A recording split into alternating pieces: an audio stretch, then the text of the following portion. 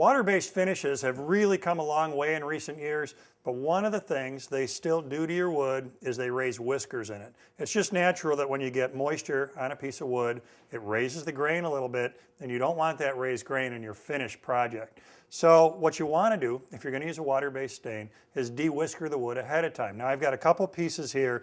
The piece on my right is silky smooth, right off of my random orbit sander. The piece on the left, not so much, because that one has already got started on the de-whiskering process that I'm talking about. So here's the deal. I've got a coffee can full of water here and my foam brush. In order to de-whisker, what you want to do is put water on at about the same level that you would put finish on. So I'm looking at this water the same way I would look at the water-based polyurethane I'm going to put on this later. Put it on in the same volume.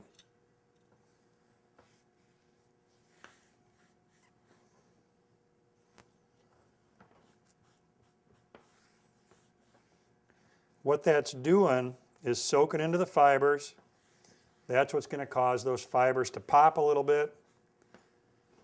And after an overnight time period to let that dry, then the board is like this and quite rough across the face. The grain has raised all the way down the length of this board. So you've got to let the grain dry before you come back to the next step.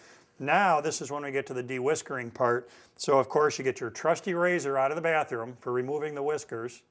No, we actually want to do this with a piece of sandpaper. The key is light, light touch.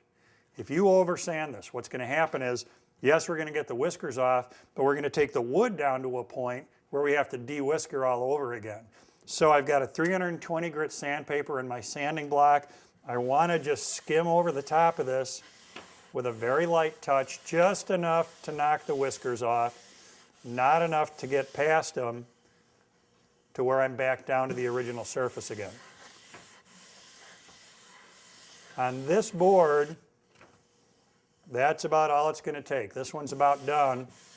Like I said, if you oversand, what's going to happen is that you're simply going to have to do this process all over again. Now, what the de-whiskering is going to do for you, when you put your water-based on here, you might still have a little bit of grain come up, but it'll be nowhere near as dramatic.